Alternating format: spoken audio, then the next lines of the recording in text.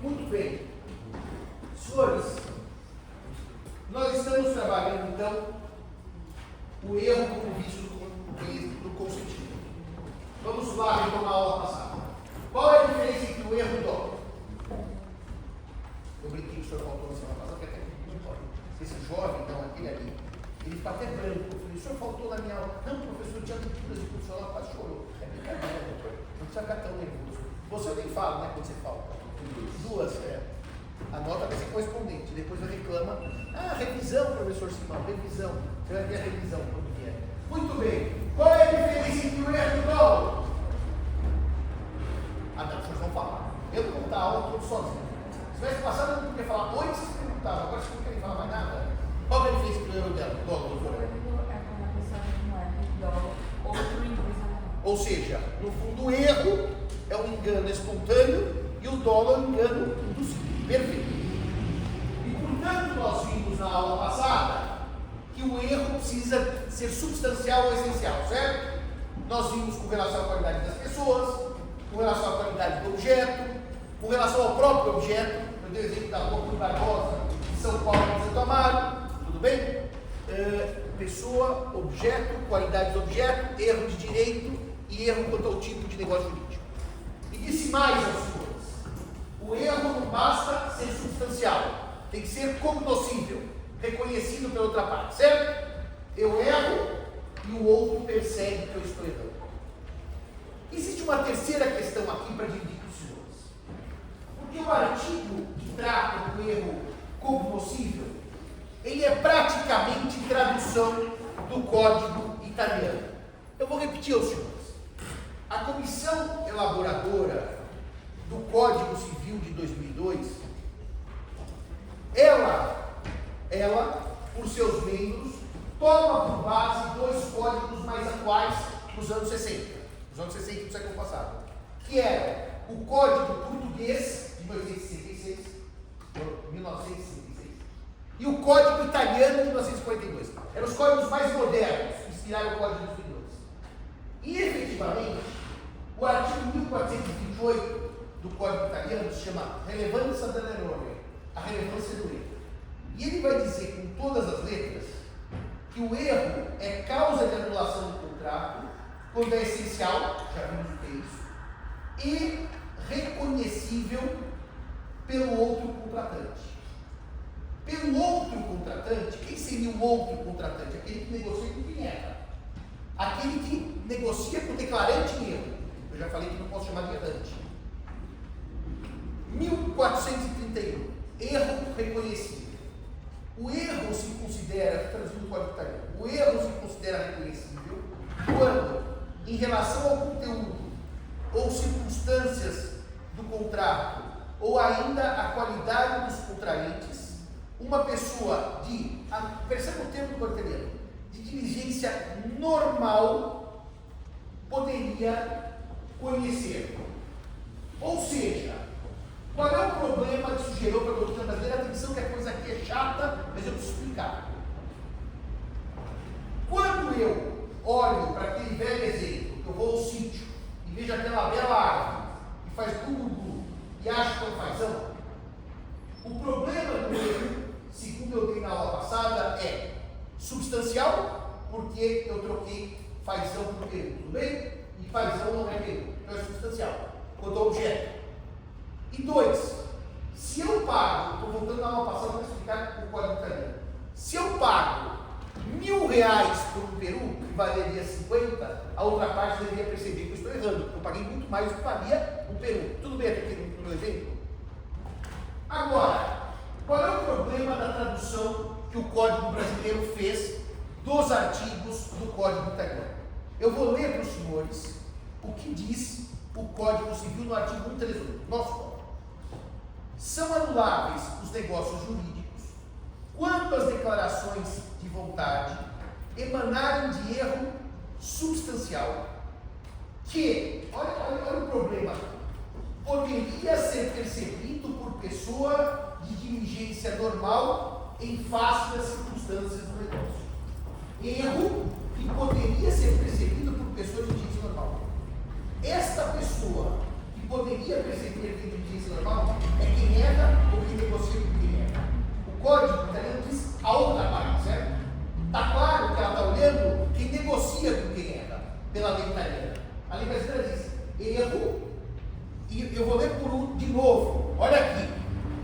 erro que pode ser percebido por pessoa de diligência normal. O direito civil tem uma vantagem sobre os demais. Ele nunca dá passos muito largos, ele sobe pequenos degraus. Então a doutrina civilista tem um problema, ela não consegue se desapegar do passado. Isso aqui é um problema de presente e passado. Qual que é o requisito que parte da doutrina traz, além desses dois? Excusável e perceptível por outra parte. Excusável. Eu já falei o terceiro. Substancial e reconhecível por outra parte. O terceiro requisito, anotem aí. O erro deve ser excusável. O erro deve ser desculpável. Ou seja, o erro é desculpável ou excusável quando uma pessoa normal, com seus cuidados no dia a dia, errar. Se eu erro porque eu sou uma pessoa muito pouco atinada à realidade, e todo mundo diz assim, mas jamais você poderia ter feito isso, porque isso não é terrível. O erro é inexcusável. Eu vou dar de novo um exemplo de um erro inexcusável. Se eu chegar na Praça da Sé, olhar uma bela pintura da Catedral da Sé, que um sujeito que é um artista plástico de rua faz, ele me vendeu um detalhe da Catedral da Sé, dizendo, é Picasso de 1890, eu estou vendendo por R$5, e você acreditar que o Picasso, da Catedral da Sé, é um erro com uma pessoa. O mínimo de cuidado não tomaria para pagar R$50 no Picasso, cuja pintura é a Praça da Sé. Ou seja, é inexcusável. Você vai dizer assim, olha o Picasso que eu comprei, a classe inteira vai dar tiração. O Picasso que está no Praça da Sé, e o senhor pagou quanto? Só 50, uma pichincha. Claro, isso aqui não é um Picasso. Ah, mas eu achei que era. Se o senhor achou que era um Picasso pintado da Praça da Sé, ema, o senhor está com problema. Esse ema é inexcusável, indesculpável. Tudo bem até aqui?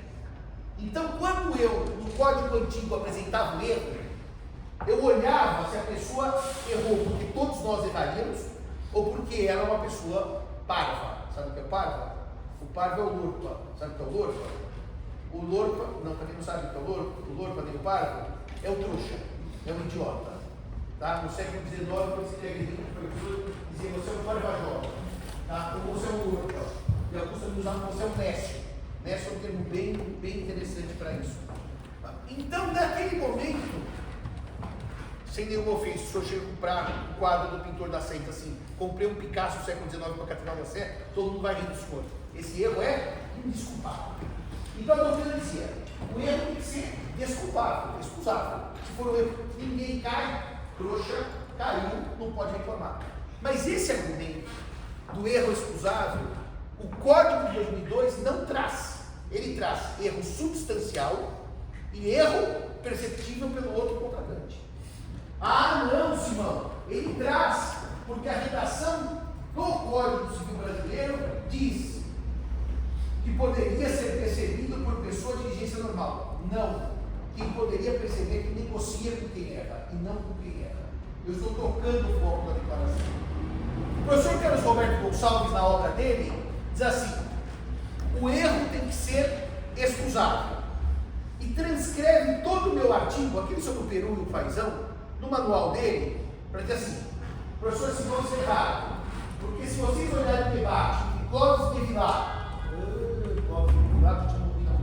Clóvis do Couto Silva, pai do livro de família, e Moreira Alves, pai da parte geral, claramente Clóvis do Couto Silva queria a cognoscibilidade e Moreira Alves queria a excusabilidade, e prevaleceu a excusabilidade. Não, prevaleceu a cognoscibilidade.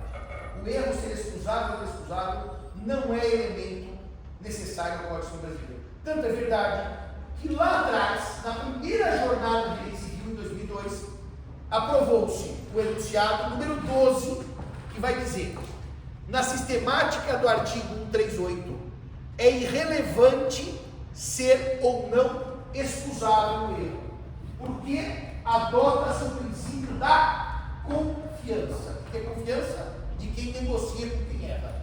Eu não estou olhando o declarante em erro, mas o negociante que negociou com quem errou. Ficou bem claro isso para os senhores? Então vamos lá ao caso concreto.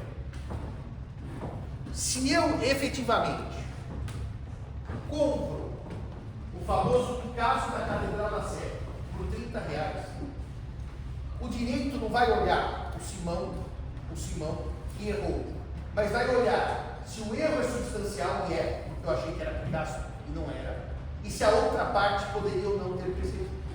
Os senhores concordam comigo? Quando eu chego na frente da catedral e tem um artista que pintou a catedral, olha e fala, que quadro bonito, ele fala, muito obrigado. E eu penso, que sorte que eu dei, andando no centro de São Paulo, achei um Picasso médico. Eu sou um pai, eu sou um Norpa, eu sou um Décio. E aí eu falo, quanto o senhor faz por esse quadro? Ele fala, R$30, está justo, eu dou R$30 no quadro. Vocês concordam comigo que vai perguntar se eu poderia ou não, eu que percebi, porque o outro não percebeu, afinal ele pagou, eu paguei pelo quadro no preço justo? Vai o outro entrar na minha cabeça que eu imaginava que era um Picasso que estava fazendo um grande negócio na Praça da Sé. Entenderam que isso é irrelevante? O que importa é o erro substancial e a percepção de quem, senhores? De quem negocia com quem erra. Ah, mas não, parte da doutrina diz que o erro tem que ser excusado. Se os senhores quiserem colocar a excusabilidade do erro, os senhores só estão fazendo mais uma coisa. Para anular por erro, eu preciso provar que o erro é substancial, que o erro não foi percebido por pessoa, foi percebido por pessoa com quem eu negociei e que ainda ele é excusável. Os senhores só estão trazendo mais um elemento para anular o erro. Qual é o problema? Os outros dois já são quase impossíveis de provar. Vocês trazem mais um, então agora são 3. O erro, na verdade, ele morre como vício se eu aplicar a lei na sua inteireza. É muito difícil provar que eu errei e que o senhor ou a senhora com que eu negociei poderia ter percebido o que está fazendo. A cognoscibilidade, baseada no princípio da confiança, deixa o erro residual, quase inaplicável. Alguém imagina por quê que o código fez uma opção por praticamente matar o erro pelo vício do consentimento e deixar o dolo e a equação mais fortalecidos? Por que, senhores? Qual é a razão de o código ser antipático ao erro, doutor Pedro?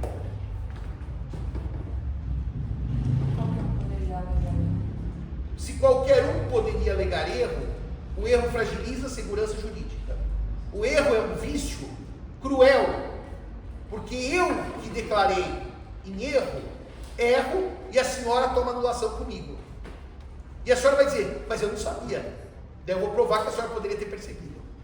Repare, o erro é um vício que, em certo sentido, gera um senso de injustiça. Porque eu erro e anulo um negócio para o outro e diz assim, mas eu não sabia. O dolo e a equação, não. Portanto, o erro é um vício que está em desuso, que está fora de moda, porque ele afeta a segurança jurídica de maneira desmesurada. E é por isso que quem alega erro, pelos artigos 138 e 139 do Código Civil, precisa provar o erro ser essencial ou substancial e que o erro era perceptível pelo contratante que negocia. E se quiser explicar o Roberto Gonçalves, ainda precisa provar que o erro era desculpável, que eu errei, mas todo mundo erraria. Não errei porque eu sou um sujeito que não percebo a realidade. É isso, basicamente, sobre o erro.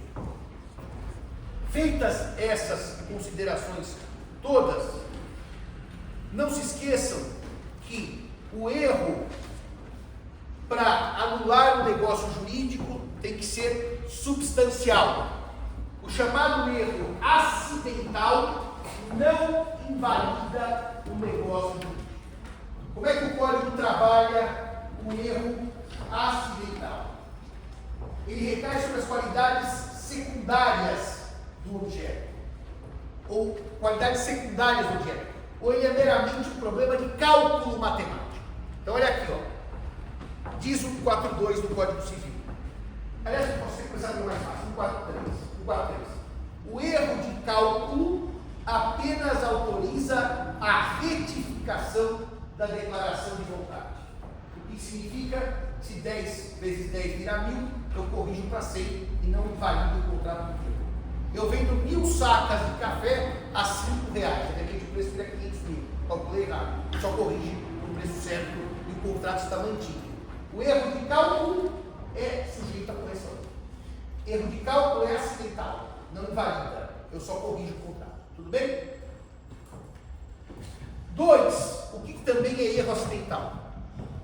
O erro de indicação da pessoa ou da coisa a que se referir a declaração não viciará o negócio, quando por seu contexto e por suas circunstâncias eu puder identificar a coisa ou a pessoa. Cogitar. Eu errei quanto à pessoa.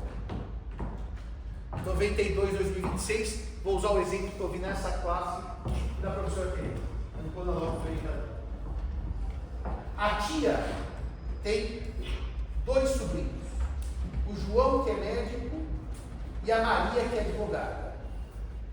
Na hora que eu vou fazer o testamento, a tia fala: eu quero deixar para o meu sobrinho médico, chama João.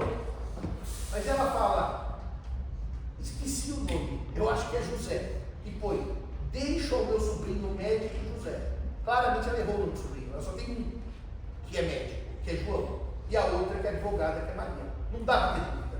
Ao meu sobrinho médico, sexo masculino, ela só tem um José, corrige. Não sei que vai dar o testamento. Agora, se ela tivesse 3 Josés, 4 Joões, 5 Marias, daí não dava. Mas se eu só tenho um sobrinho e eu errei o nome, isso é muito comum, gente, às vezes estado civil, tá? A pessoa não sabe o estado civil da outra, quando solteira, ela é casada, quando divorciada, ela é viúva. Isto, só deixa eu acabar, só já falo. Quando eu tenho clareza em saber a quem se refere. Se tiver dúvida, varia o negócio. O exemplo que a Tereza dava em sala de aula, que eu já contei para vocês, é aquele exemplo que eu vou até o cartório e faço o testamento em favor do bombeiro João, que me salvou do incêndio. Na verdade, ele chama José, mas eu sei quem é que me salvou do incêndio. Eu tenho no Instagram foto dele, eu tenho lá. Graças a ele estou vivo, eu sei quem é, eu identifico, mas eu errei o nome. Agora, repito, se eu puser um nome que eu não sei quem é, que eu identifico, vai invalidar o meu juízo. Pode falar. Eu acho que eu já mais porque qualquer mera dúvida cancelaria. Não, mera dúvida não. Se a dúvida for claramente sanável, porque é um erro perceptível quer dizer o quê? Eu só tenho um sobrinho médico, só pode ser ele. Então, mas aí se fosse tipo um exemplo, o sobrinho médico do José, do João, que tivesse um sobrinho do José. Então, aí daí o problema. Porque aí, se eu tivesse, deixa o meu sobrinho João, médico, na verdade é o José, porque sempre me atendeu nas horas de dificuldade, estava comigo no hospital, está claramente identificado que eu errei o nome, mas o sobrinho é aquele, que o outro sobrinho é veterinário, o outro sobrinho é engenheiro. Agora, se tiver 2 sobrinhos na mesma condição, vai invalidar a ação. Está claro isso? E, portanto, novamente, no erro acidental, eu corrijo para salvar o negócio jurídico. Portanto, senhores, no dolo acidental, que dei na terça-feira passada a aula, e no erro acidental, os senhores vão ser perguntados: qual é o princípio que está na base do dispositivo que diz: se o erro é essencial, corrijo; se o erro é acidental, corrijo; se o dolo é acidental, mantenho o negócio, mas cobro prejuízo de danos. Princípio da conservação do negócio. Eu vou repetir isso em várias aulas, em vários momentos, porque o princípio da conservação é um princípio basilar do direito civil. Eu já falei isso 3 vezes e vou falar mais 30, a mesma história, o mesmo exemplo. Quando eu prestei concurso para doutor, no concurso que eu não passei, que o professor Marinho pegou o primeiro lugar, peguei o segundo lugar, e que na banca está o professor Junqueira, eu tive que dar uma aula sobre conservação do negócio para o professor Junqueira. Eu disse 10 vezes isso. E vou dizer de novo. O professor Junqueira tinha uma frase no livro dele que os senhores, como civilistas, nunca se esqueçam. Se João compra carro e Maria vende o carro, É porque Maria não quer carro e quer dinheiro. E João quer carro e não quer dinheiro. E, portanto, conservar o negócio não é um fetiche do direito civil, mas sim um interesse social, que o negócio é garantido.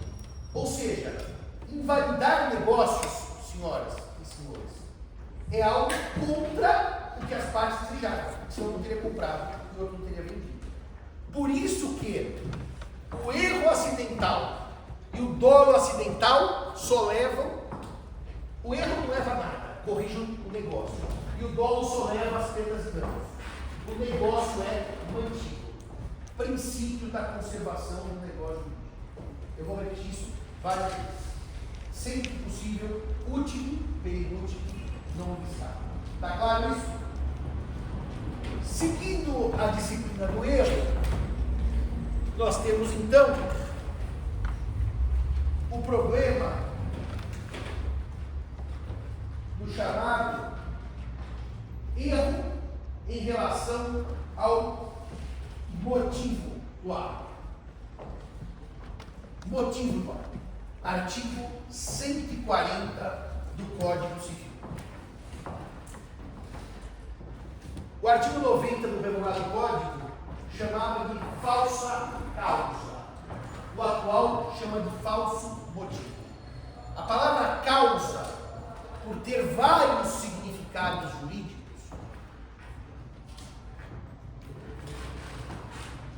só um parênteses rápido sobre a causa.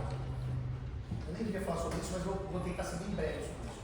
Os franceses, no Código Napoleão, eles pegaram a causa do negócio jurídico e elevaram a uma importância tremenda que nenhum outro ordenamento acompanhou.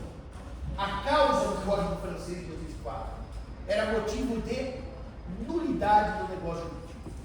Ou seja, não tinha lá partes capazes, objeto lícito, etc. Tinha a causa. E os franceses passaram 212 anos com a causa como elemento de invalidade do negócio jurídico na França. 212 anos. E a França percebeu o negócio. Olha como direito civil, direito prático, direito do burguês, direito da cidade. A causa estava matando o comércio internacional francês. Porque a causa gerava uma insegurança nos países da Europa que não eram causalistas para negociar com a França. Porque a França tinha um verdadeiro dogma da causa. E a reforma da Ordonance 131 de 2016, por isso que eu falei, Código de 1804, até 2016, tirou a causa como elemento de validade ou de validade do negócio jurídico. E os franceses estão desesperados. Todos eles dizem assim, a causa saiu, mas não saiu. Todos querem manter, por tradição histórica, a causa. O Brasil nunca foi causal, nunca teve assim. É nulo o contrato, por parte incapaz, objeto lícito, causa. A causa nunca entrou. Então, os civis brasileiros têm horror à palavra causa. Toda vez que tem causa, a gente troca por motivo, que é o significado restrito de causa. Então, eu disse aos senhores que o motivo que me leva a contratar é irrelevante. Por que eu comprei? Porque eu achei barato, porque eu queria investir, porque eu gostei da casa, é irrelevante. Eu comprei porque eu comprei. Mas, esse artigo 140 vai trazer uma exceção à irrelevância do motivo. Chama-se o motivo declarado no contrato. Então eu posso transformar o motivo de irrelevante em totalmente relevante. E aí o código diz: o falso motivo só vicia a declaração de vontade quando expresso como razão determinante. Isso quer dizer o quê? Vou citar de novo a minha professora, 1992. A Teresa dizia: se eu chegar para um fazendeiro e falar, quero comprar esse rebanho, eu não declarei o motivo. Eu posso querer comprar o rebanho para reprodução, para abate, simplesmente porque eu quero ter um rebanho com um animal doméstico, porque eu gosto de bichos. Eu não declarei tudo. Se eu chegar para um pecuarista e disser, tenho interesse em começar uma criação de reprodução de animais e quero essas ovelhas para a reprodução, obviamente que a qualidade reprodutiva é a base da intenção de comprar as novilhas. E eu declaro, aquisição de novilhas para reprodução.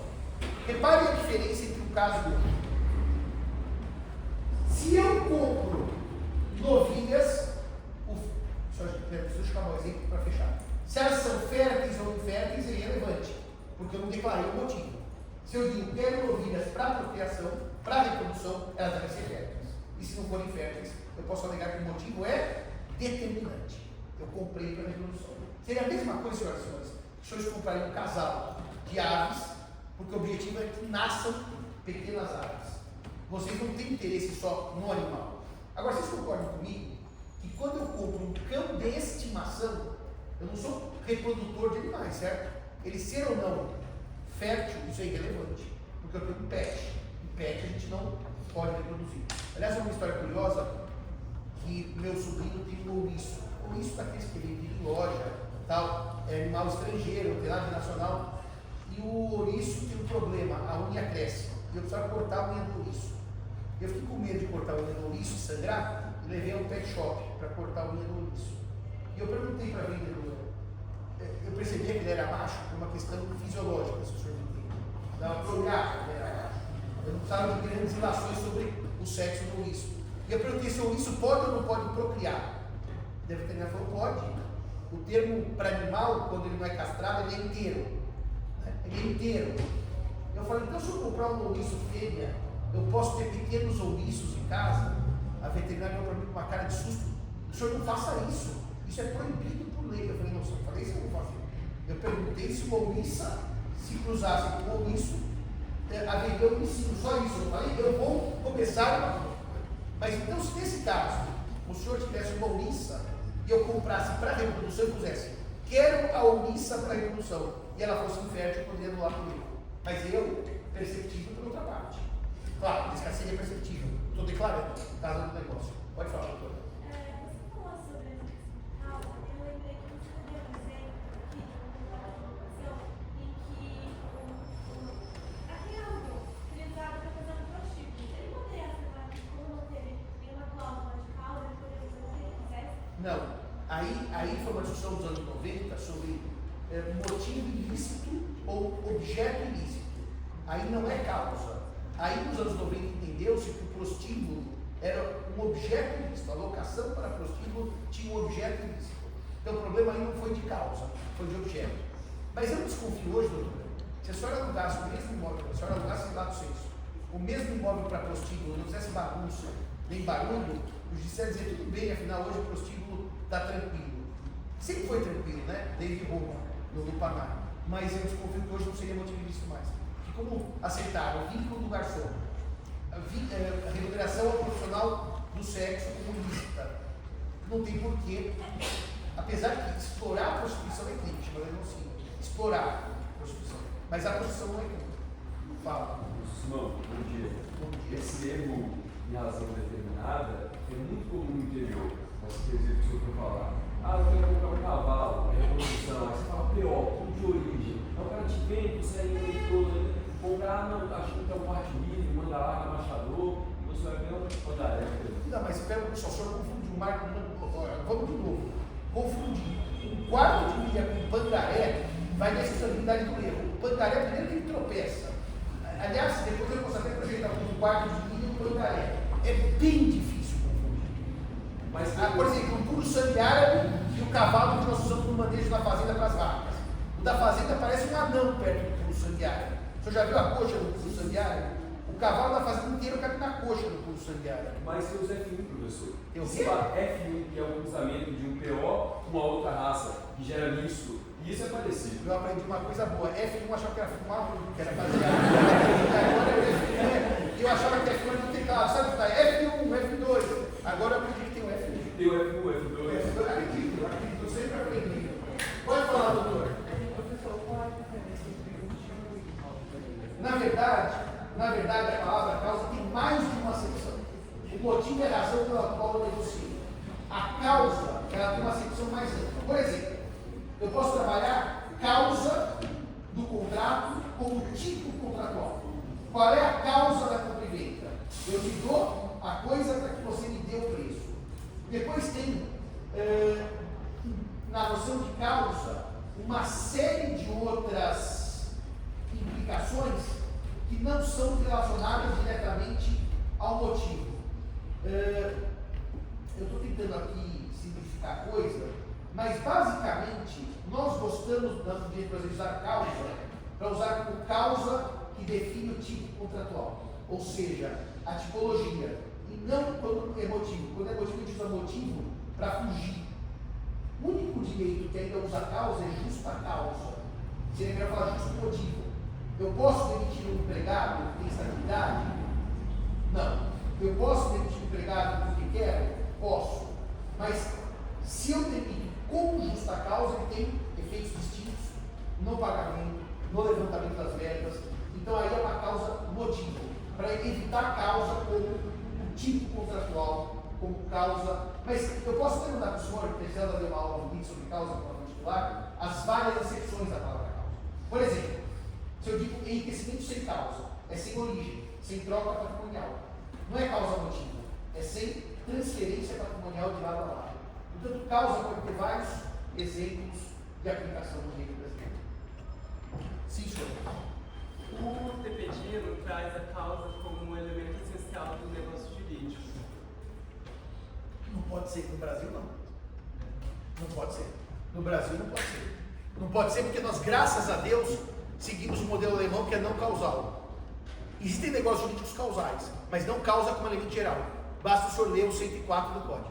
E foi muito bonitinho que os franceses na ordenança disseram assim: vamos tirar a causa. E eles explicam por quê. Porque senão a gente não negocia mais com a Alemanha. Que os alemães têm hoje a nossa causa. A causa é um motivo de insegurança. Por isso que eles tiraram a causa dos requisitos de validade do Código Civil de 85. Fechado isso? Muito bem. O erro ainda pode decorrer, artigo 141, das chamadas transmissões errôneas da vontade. E eu aprendi uma coisa com a Tereza, e o Anjo me convenceu que eu estou errado, então eu vou ter que falar o que eu estou errado aqui.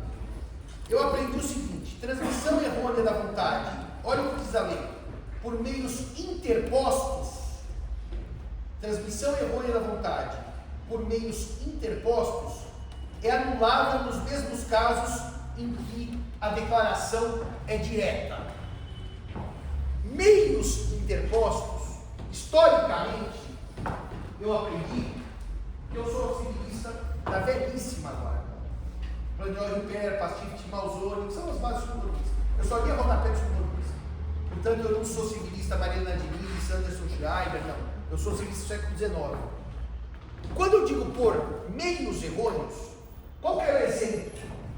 O exemplo era que alguém, núncio da minha vontade, ia transmitir a vontade e a produção dava problema no meio do caminho. Ou seja, quando ele transmitia a minha vontade, não era eu conversando com o senhor. Eu falava: Gabriel, avisa ele que eu quero comprar. E havia aqui um erro. Ele não era nem mandatário, tá? Ele só estava anunciando a minha vontade. Não é que ele ia comprar comigo. Pode falar que está tudo certo, que eu vou fechar o negócio. E o Gabriel, como núncio, o que é núncio, tá? Núncio só reproduz, tá? Núncio seria hoje gravação de voz. No passado não existia, era o núncio. O núncio da vontade transmite errado. E o código diz: como ele estava falando pelo Simão, vale erro da mesma forma. Quando vocês veem os mais modernos, isso foi o que eu aprendi, tá? Por isso que no telégrafo dava problema, porque o telegrafista digitava errado e apareceu outra mensagem do lado de lá. Quando eu aprendi era assim. Hoje, os mais modernos, talvez não conheçam nem telégrafo, nem núncio da vontade, eles vão fazer uma afirmação que para mim nunca foi do artigo 141. Mas como nós temos que atualizar a aula, Schreiber vai dizer que mensagens transmitidas pelo próprio declarante, mas como por meio de WhatsApp, né? Mariana Diniz dizia: se alguém recorre ao rádio, televisão, como é que eu mando uma mensagem pela televisão dos anos 1990? Pela televisão, no intervalo da Globo, para isso que eu estou falando, aceito comprar, não sei, ou por telefone, tá certo? Por telefone, isso daria erro na transmissão. Mas é que aí não tem problema, né? Se é por telefone, não sou eu mesmo que estou falando. Se é por WhatsApp, não sou eu mesmo que estou mandando. O artigo sempre compreendeu um terceiro entre mim e a declaração.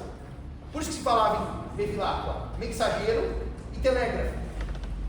Não se imaginou eu catar o telefone e aplicar esse artigo? Fala. Senhor, mas a discussão assim, interessante e tal, é inútil, né? Porque Não, a discussão é totalmente inútil. se você considera o telefone meio direto, você mandou 138. Se você considera meio direto, você não tem 138. A crítica que eu faço à doutrina aqui é que ela não sabia o que escrever, escreveu bobagem. Porque na verdade, por telefone eu, ou por WhatsApp eu, é meio direto. Logo, isso aqui não era para isso. Era quando havia interposição, alguma coisa no íter da mensagem que eu não participava.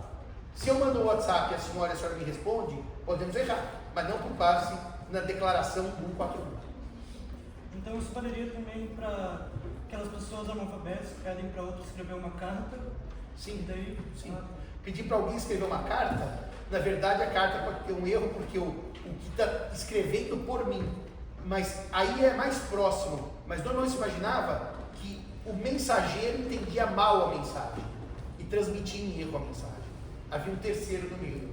Né?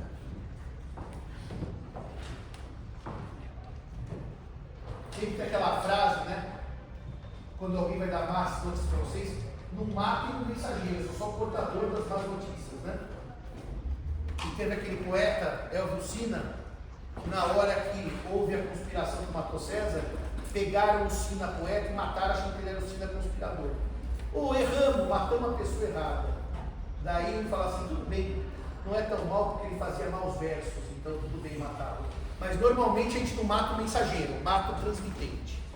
Muito bem, dito isto, vamos então verificar que o próprio código permite que o erro seja sanado.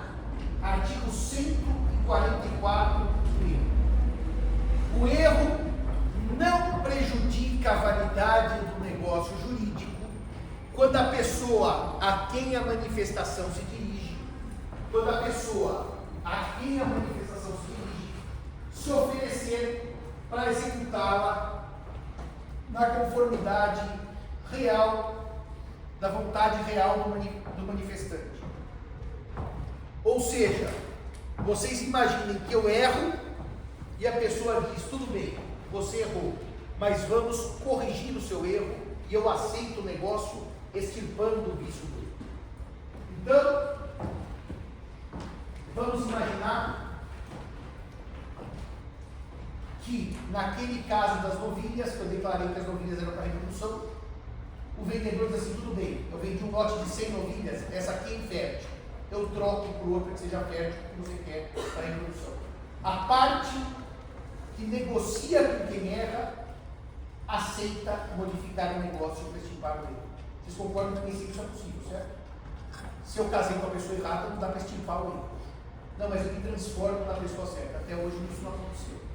Se eu comprei o terreno da Rua Rui Barbosa, no centro, achando que era do alto da Boa Vista, não dá para trocar os terrenos, porque a pessoa que me vendeu não tem terreno no alto da Boa Vista. Se for possível, eu consigo extirpar o erro e preservar o negócio jurídico.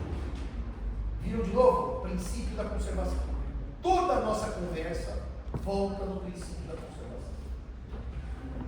O dolo, eu já lhes expliquei na semana passada, vamos falar dela, a coação.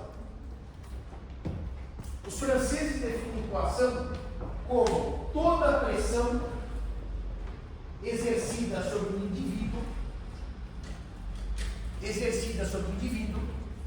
para determiná-lo a concordar com o ato.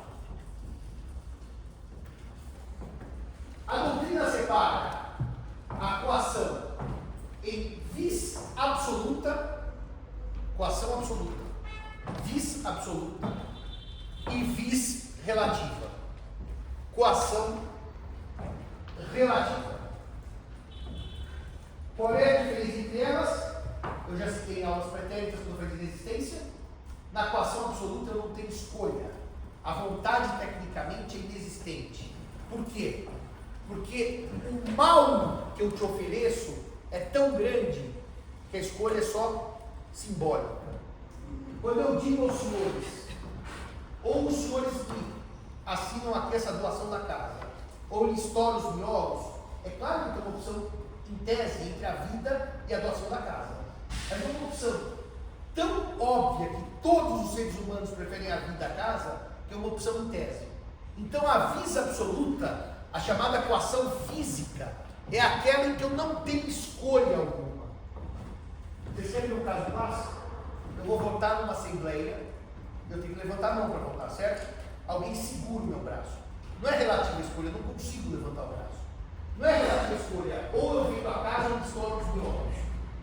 Essa coação, quando for absoluta, o direito penal trata o negócio jurídico como inexistente. Inexistente. E a maioria dos civilistas segue essa ideia. Se a coação é absoluta, eu não aplico a noção de anulabilidade, mas sim de inexistência do negócio jurídico.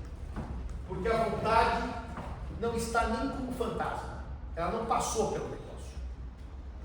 Então a atuação que nós vamos estudar como causa de anulabilidade é chamada vis compulsiva ou relativa, em que há uma opção: ou você vende a casa, ou eu lhe arrebento os dentes. Bom, entre os dentes e a casa eu posso pensar. Agora a arma na cabeça, a vida ou a casa, não tem escolha nenhuma. O artigo que cuida da coação é o artigo 151 do Código Civil. E ele vai dizer: a coação para viciar a declaração de vontade há de ser tal, olha que redação bonita, que incuta ao paciente a vítima da coação, o código chama de paciente. Quando a gente impetra o habeas corpus, o impetrante é o paciente. Paciente é o termo antigo para dizer vítima da coação. A gente poderia chamá-lo de coato, mas a lei chama de paciente. Favorecido ao paciente. Oi? Favorecido ao paciente, o impedido pode ser no habeas corpus. É o favorecido ao paciente, é verdade. Outra pessoa pode impetrar, tem razão. Mas o paciente vai ter a vantagem do habeas corpus, né? que é a liberdade. Incuta ao paciente, fundado o temor de dano iminente, eu vou explicar cada um dos requisitos. Fundado o temor de dano iminente e considerável a sua pessoa, a sua família ou aos seus bens. E daí o parágrafo diz: se disser respeito à pessoa não pertencente à família do paciente, o juiz, com base nas circunstâncias, decidirá se houve coação. A coação pode ser inclusive sobre os bens.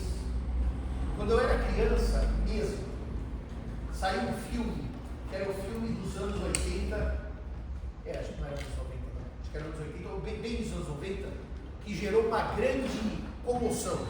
O filme chamava-se Atração Fatal, com a Glenn Close e o Michael Douglas. E a grande ameaça, que a Glenn Close não queria que o Michael Douglas a abandonasse. E a grande ameaça consiste em pegar o animal da família Pet, que era um coelho, e ferver o coelho. Um dia ele chega em casa e o coelhinho da filha está fervido na panela, para mostrar que ela estava só começando as ameaças, como pet da família. Então, o que a coação decide? Primeiro requisito: precisa ser causa do negócio jurídico, motivo do negócio jurídico. Se não houvesse coação, o negócio não seria celebrado. Segundo, o código admite coação com relação à pessoa que contrata, à família e aos bens. Os senhores vão ver que no casamento, para anular casamento por coação, é só pessoa e família. Se eu falar, case comigo ou taca fogo no seu carro, não é coação. Se eu falar, me venda o carro ou taca fogo no seu carro, não é coação. Coação atingindo, a violência atingindo objetos. E se for, Simão, eu tinha uma aluna e todos os exemplos da dama eram porteiro do velho. Por exemplo, Simão, ou você vende o meu carro, ou eu dou um soco no porteiro. Isso é coação. Todas as aulas ela trazia o porteiro presente. Todas. Cumprimento, casamento, doação, possessão, posse, propriedade. Por exemplo, o porteiro tem posse da guarita, toda aula vem o porteiro. E ela insistia em todo o vício com o porteiro, juro para os senhores, eu passei 5 anos com o porteiro. Então, mas professor, deixa eu dizer que equação é a família, a pessoa ou os bens? E se eu tiver dó do meu porteiro e não quiser que quebre os dentes dele e vender o carro para salvar o dente do porteiro, isso pode ser equação? Eu falei, depende até da relação que o senhor tiver com o porteiro, pode ser uma coisa mais próxima. O senhor está entendendo o exemplo? Se ela namorar o porteiro. Claro, né? Eu vou dar risada, mas depende da relação íntima que ela tem com o porteiro, pode até ter equação qualificada. Mas se eu for defender o dente do porteiro, o juiz tem que analisar no caso concreto a minha relação com o porteiro, tá? Não é automática. O que eu quero dizer para os senhores? Quando sou eu, meus bens ou minha família, existe uma presunção. Pró-vítima, de que eu pratiquei um negócio de coação. Quando a coação diz respeito a terceiros, isso me lembra muito um filme também dos anos 80, o David e a Beth Midler, que roubam, sequestram a Beth Midler para o marido para não sequestro. E ele diz assim, eu quero mais que vocês matem minha mulher. E o filme chama, por favor, mate minha mulher. E ele trabalha o filme inteiro para ver se os caras matam a mulher. Então aí não é coação, aí é um favor. É claro que no final a mulher e os donos se dão um golpe no marido, que é assim que ele viu o filme. A senhora viu esse filme? Por favor, mate minha mulher. A senhora não era nascida nos anos 90. O senhor viu esse filme? Também a atração falou, o senhor viu, né? Porque o senhor via aquele idoso cruzando as pernas, o senhor tinha aquele ato de. Cruzando as pernas era Sharon Stone, é verdade. Eu fiz um propósito só para ver se o senhor tinha assistido ao filme. O senhor assistiu mesmo, né? O senhor assistiu mesmo, é verdade, era Sharon Stone. E a cena do filme cruzando as pernas, o senhor assistiu várias vezes, né? O filme se resumia ela cruzando as pernas. No VHS, o senhor voltava na fita, né? Ela cruzava a perna e o senhor estava assistindo. Muito antes do celular, o senhor veio para ver que a Sharon Stone. O senhor assistiu Amor Estranho Amor da Xuxa? Não, esse eu tinha 4 anos. O senhor não assistiu, né? Eu assisti. Eu sou do tempo, já não tinha mais porno chanchada, mas ainda tinha aqueles filmes que eram no mínimo duvidosos quanto ao gosto. Tá gravando? Porque a senhora quer fazer uma nota sobre isso? A senhora quer gostou? Mas enfim, vamos prosseguir aqui. Era Sharon Stone. Você sabe que. Vai lembrar só um pouquinho, pessoal, só uma coisa aqui rápido. Bom, então, a coação então do porteiro, que é a grande preocupação do sistema, pode sim ser coação contra namorado, contra noivo, contra amigo, contra empregado doméstico, contra porteiro. Só que aí não há presunção de coação quanto à família, quanto aos bens, quanto à pessoa no corpo. Terceiro requisito. Eu preciso ter um dano, um mal prometido, tem que causar um dano iminente. Você sabe a diferença entre iminente e imediato? Não são iguais os adjetivos. Dano iminente e dano imediato. Você sabe? O imediato, ele pressupõe ação e reação. Ele é uma resposta a uma sequência. Então, por exemplo, eu tento dar um soco no colega, ele revida com soco, imediato. O iminente, a norma que significa, é estar prestes a ocorrer. Portanto, se eu disser ao senhor, eu lhe dou 1 hora para o senhor voltar aqui e vender sua casa, senão eu vou fogo na sua casa, o dano não é imediato, não é agora. Eu falei, ou vende agora, ou eu já estou com meus bandidos lá para ficar fogo. Só que eu prometo um mal que está próximo. Porque, senhores, vocês concordam comigo que não pode haver equação se eu disser assim? Ou o senhor vende a casa, ou em 2036 eu vou tacar fogo na sua casa, mas não sei se você vai casa, não sei se eu vou estar vivo.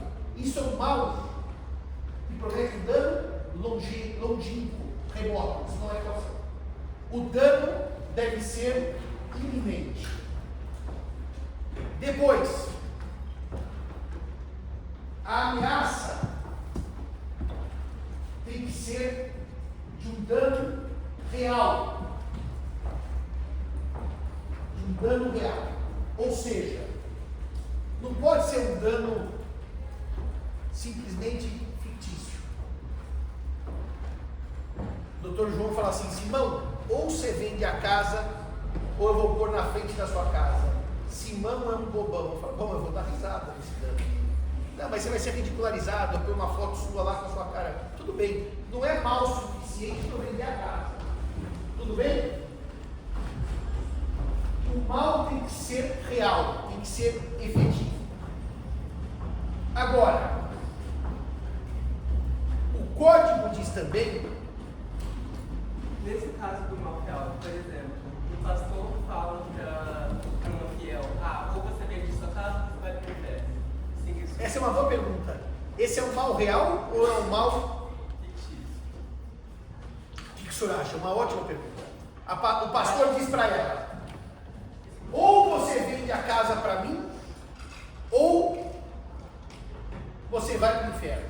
Ele queria dizer uma outra coisa, que pelo jeito eu não leio muito na Bíblia. Ou você me encontra carnalmente, ou você vai para o inferno. Também tem isso aí. Promessa de céu mediante conjunção carnal. E ao contrário da Bíblia, né? Se o senhor se pratica muita conjunção carnal, que eu estou indo para o inferno. Não pode. Só depois do casamento. Eles dão risada, todos eles. Porque o inferno já puxa. E ó, amém. Você já desce. Mas a sua pergunta, outro dia eu comentava que sempre no Brasil nunca a culpa é minha, né? Pega o corrupto, não, a culpa é de alguém, a culpa é de alguém, sempre a culpa é de alguém. E no alto da barca do inferno, o Gil Vicente chega para o juiz, que é o desembargador do passo, ele está indo para a barca do céu, e o diabo fala assim: você, querido, é aqui, ó. Mas eu vou para o inferno? Claro, você é corrupto, todas as suas decisões eram vendidas, você é um sem vergonha. Ele diz assim: mas a culpa é da minha mulher, ela que vendia essa sentença. Então, o Gil Vicente 1450 do Brasil estão na mesma linha. O que o senhor acha dessa? Eu acho que é um mal real, porque a outra pessoa percebe. Eu também acho, porque aí nesse caso, para um pastor, para um fiel que acredita, aquilo é um mal real. Porque o senhor vai ver comigo que a coação, só deixa eu fazer uma nota a resposta dele, deve levar em conta as condições da vítima, tá? E as condições da vítima podem indicar que é um mal real. Senhora.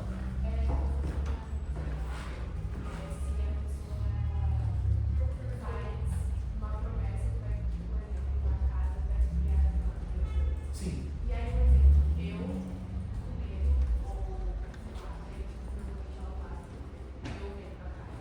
A senhora não pode, sabe por quê?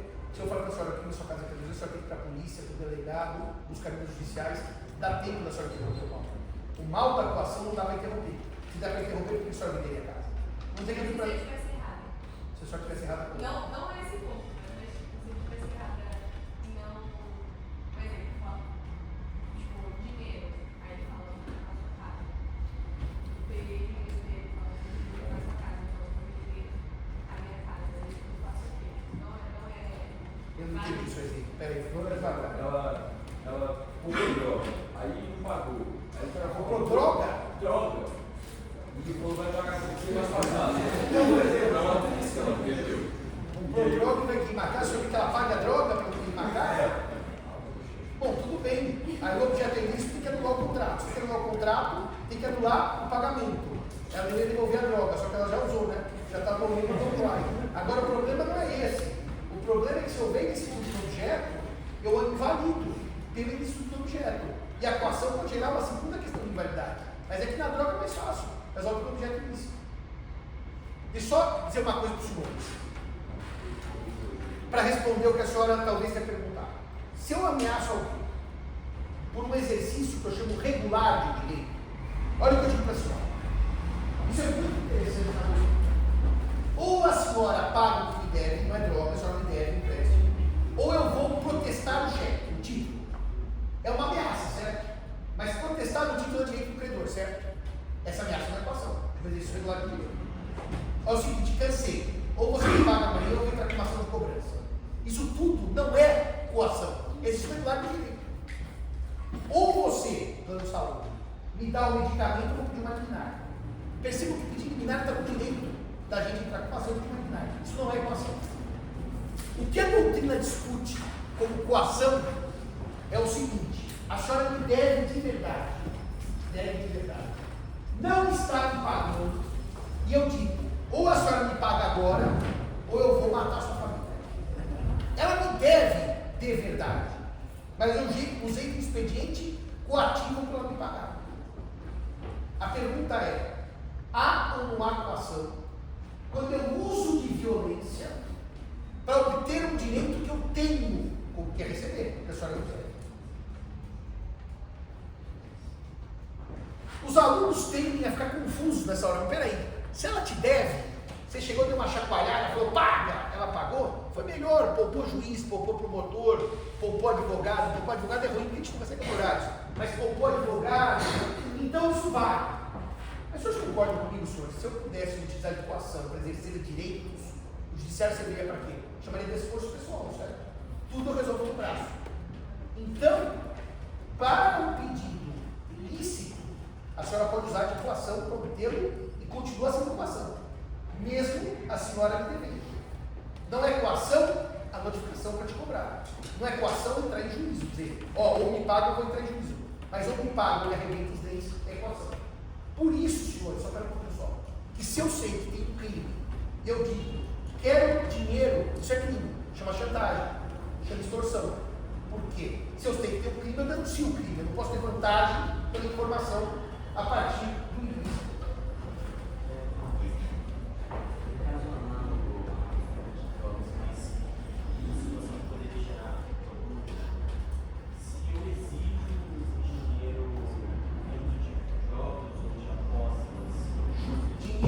Dívida de jogo de aposta tem 3 situações, mas eu vou pedir ao senhor para não responder isso agora, porque uma das primeiras aulas que nós vem, eu vou mostrar que o jogo de aposta está no Brasil. Tem jogo ilícito, o objeto é lucro, tem jogo lícito disciplinado, que o objeto é exigível, e tem jogo lícito, mas não disciplinado, que gera obrigação natural. Tem 3 tipos de jogos, mas deixa eu explicar isso no ano que vem, isso exige mais profundidade. Muito bem.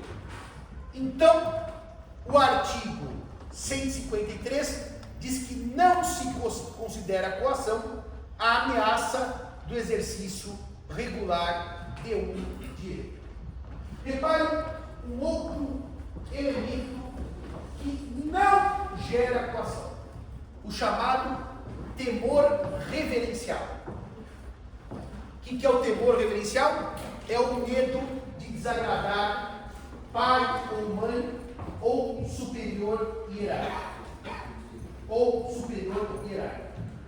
Se eu disser, quero anular meu casamento, mas por que você casou com ele ou com ela?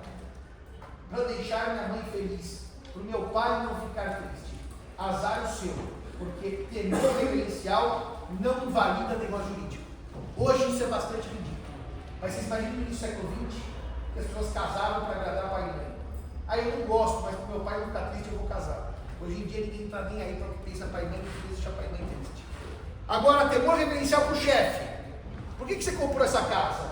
Ah, porque meu chefe me disse, é bom você morar mais perto do emprego, assim você será pontual. Vamos dizer o caso do Anjo. É bom morar no Lago São Francisco, o senhor não atrasará nas aulas. Ele ficou com tanto medo de mim que ele compra uma casa. Mas o que você comprou? Para agradar o professor? Não. Temor reverencial não é equação. Está claro isso? Agora, é claro que o temor reverencial pode virar coação. Do tipo, o pai dizer para a filha, ou você casa com meu amigo, ou eu espanco. Isso não é temor reverencial, isso é violência, tá? Vamos terminar com a ação. Lembram-se do dolo provindo de terceiro? Quando é que o dolo provindo de terceiro invalida o negócio jurídico? Digam para mim.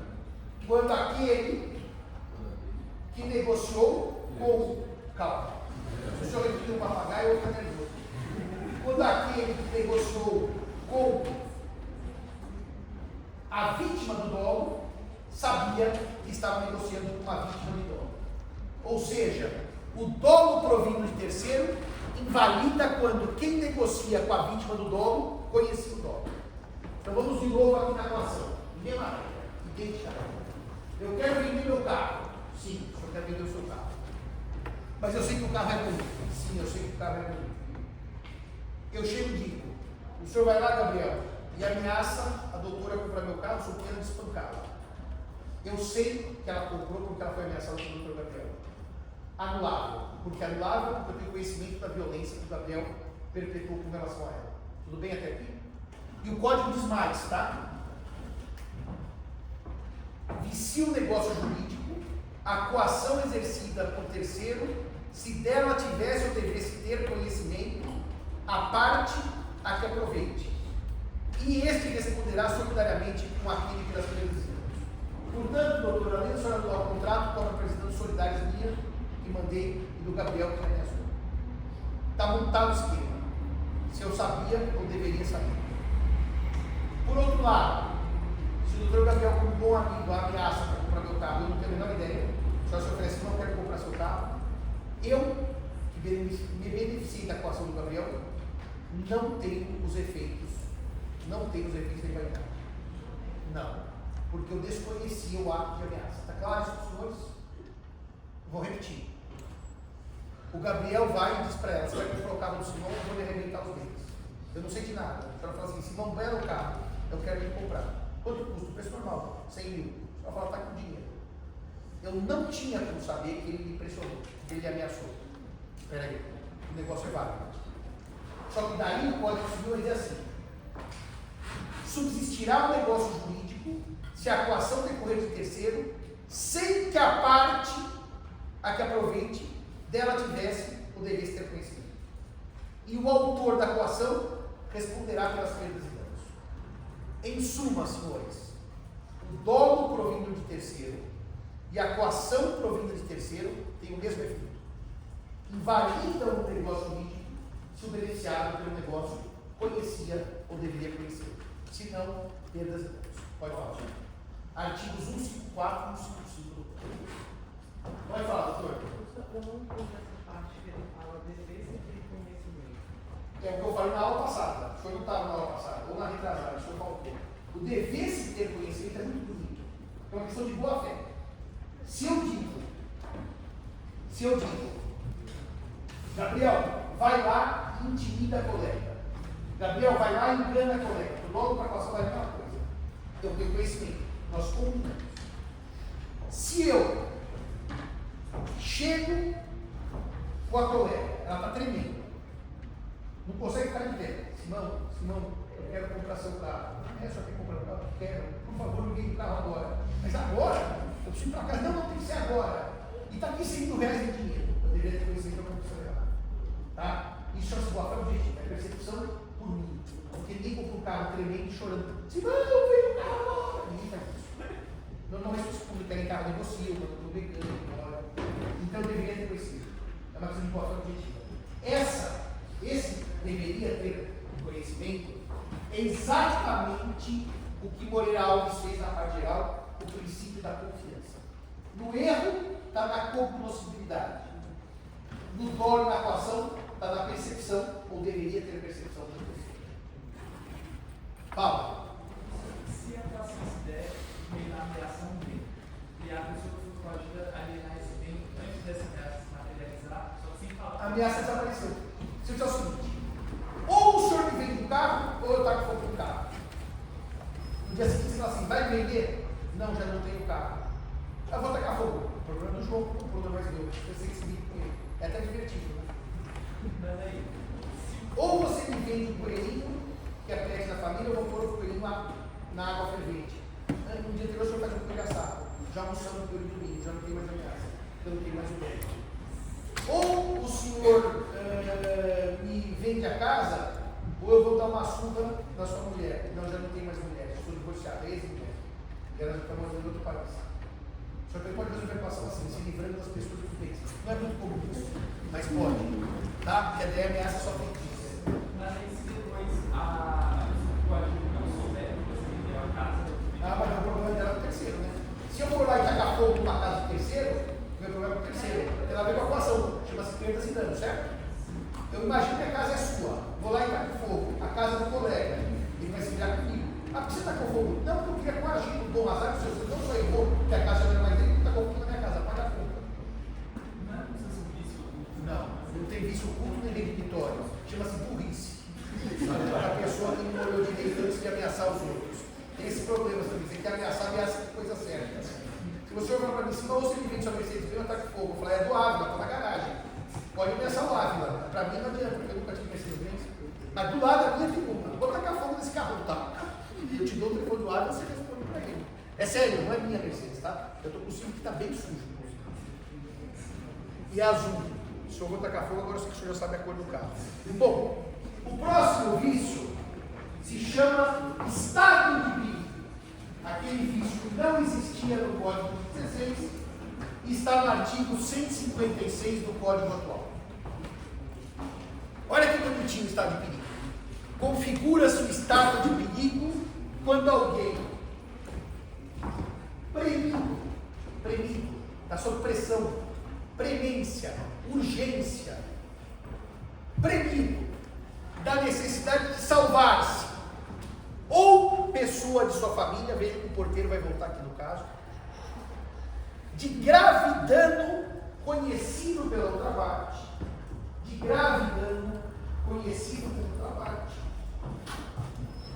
assume a obrigação excessivamente onerosa.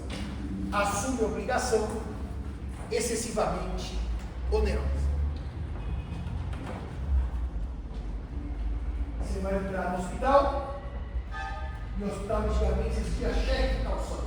Não existe mais cheque, então não tem mais o exemplo. Hoje você vai entrar no hospital de saúde, sabe o que eles fazem? Bloqueiam o seu cartão de crédito e deixam disponível para as despesas. Não tem mais cheque, nem dá cheque e calção. Muito bem. O estado de perigo tem um elemento subjetivo e um elemento objetivo. Subjetivo.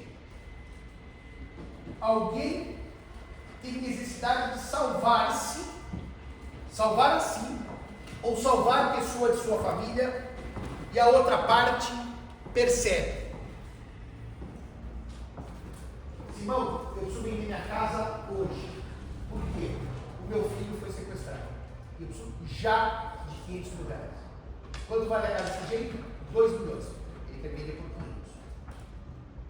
Tem o elemento subjetivo, que é a necessidade de salvar-se. E eu percebo, ele declara, estou vendendo por um preço barato, para salvar o meu filho. Esse elemento que eu me aproveito da situação difícil da outra parte, eu me aproveito desse momento de fraqueza que ela precisa do dinheiro para salvar o próprio filho, chama-se dolo de aproveitamento. Não é dolo como vício, é uma intenção de me aproveitar da pessoa que está em necessidade. Não é o vício do dolo, é aproveitar a desgraça alheia, é literalmente lucrar com a tragédia alheia. Isso chama-se dolo de aproveitamento. Então eu tenho o elemento subjetivo, que é o dolo de aproveitamento, lucrar com a tragédia alheia. Simão, eu preciso vender esse carro já, porque eu preciso pagar esse dinheiro do meu pai, e custa 100 mil reais, e eu quero 100 mil pelo carro, mas o carro eu estou vindo mais de 500, eu aproveito, tá, dos 100 mil, e eu preciso de dinheiro para salvar o carro, tudo bem? Segundo requisito, que é o objetivo, além do dolo de aproveitamento, é o desequilíbrio entre as prestações. Ou seja, eu faço um negócio, diz a lei, excessivamente oneroso. Ou seja, há um desequilíbrio entre as prestações. Professor, o estado de perigo, o senhor acha que é possível um negócio indo atrás? Doação? Essa é uma dúvida. Mas doação é um negócio jurídico. Porque na lesão eles falam de prestação, aqui ele fala só de dívida especificamente onerosa.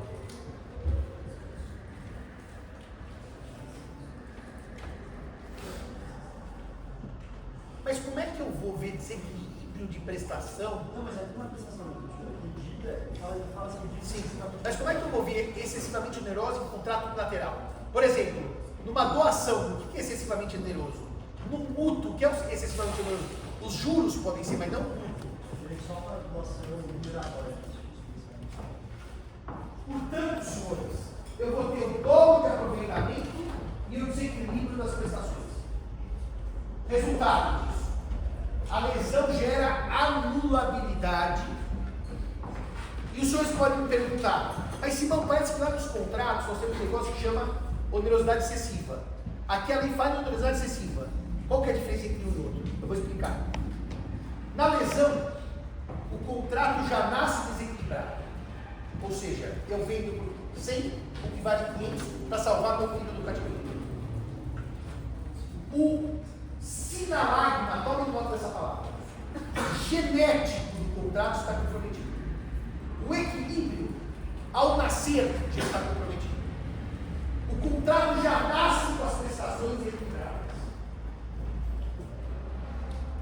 Quando eu falo em onerosidade excessiva, porque deu a pandemia, o contrato nasceu equilibrado e se desequilibrou por um fator superveniente, por um fator que não estava no nascimento. Se senhores olham a balança das prestações, elas estavam assim. Veio a pandemia, elas ficaram assim. Na situação de estado de perigo, ela já nasceu assim, tudo bem? Ela nunca esteve equilibrada. Ela já nasceu em desequilíbrio. Por causa do dolo de aproveitamento de alguém que quis se locupletar da tragédia ali. Deixa eu só acabar isso aqui, já dou a palavra para vocês. Portanto, o problema da onerosidade excessiva no estado de perigo é que é um desequilíbrio do nascimento, que gera invalidade. O problema do desequilíbrio posterior, do chamado sinalagma funcional, é de revisão contratual. Aqui é de invalidade. O contrato nasceu desequilibrado, invalidade. Nasceu equilibrado, se desequilibrou depois. Revisão contratual eficaz. Eu vou repetir. Se o contrato já nasce desequilibrado, problema do sinalagma genético, invalidade.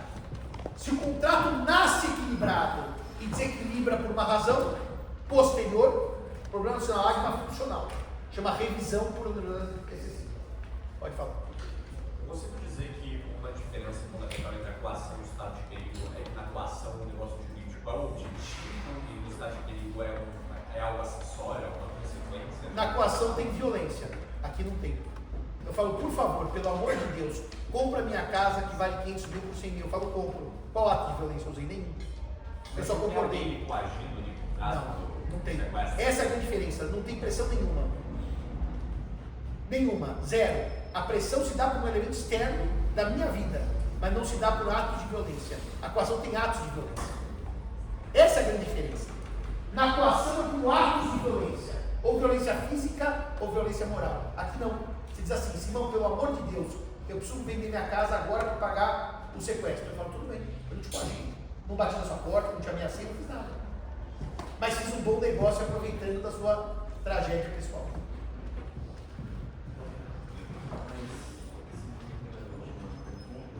Se você é vítima de um estado de perigo e coagisse alguém na nossa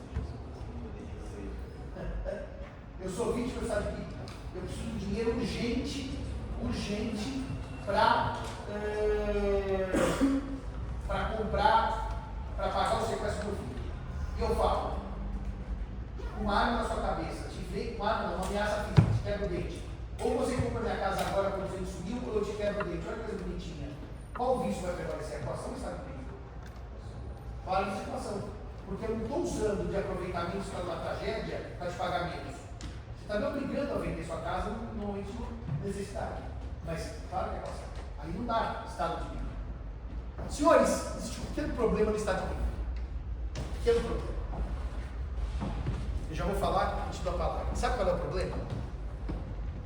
Supondo que eu, então, numa situação de tragédia familiar, que meu filho foi sequestrado, vem da casa para 500 por 200. O outro se aproveita e compra por 200.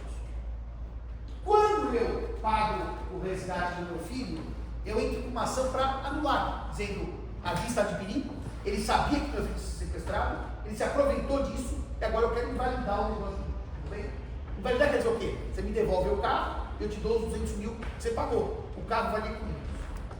O doutor vai, que foi o que ganhou o meu perigo, que tem vantagem, diz assim, não, Simão, não tem problema. Eu comprei por 200 porque você estava em estado de perigo. Está aqui os 300. Agora estou pagando a diferença. Estou pagando a diferença. Eu comprei por 200 porque você estava em estado de perigo. Realmente, o carro valia 500. Está aqui mais 300. Eu afasto o estado de perigo. Estão entendendo o caso prático? O que ele se oferece? Espera. Para desfazer o desequilíbrio.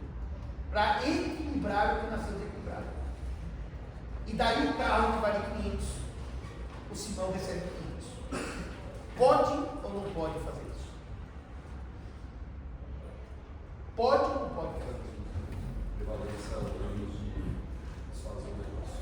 Prevalece o desfazimento? Não. Pelo princípio que o senhor citou, prevalece continuar com a coisa.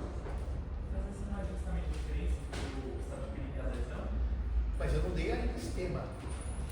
Eu não dei ainda esse tema.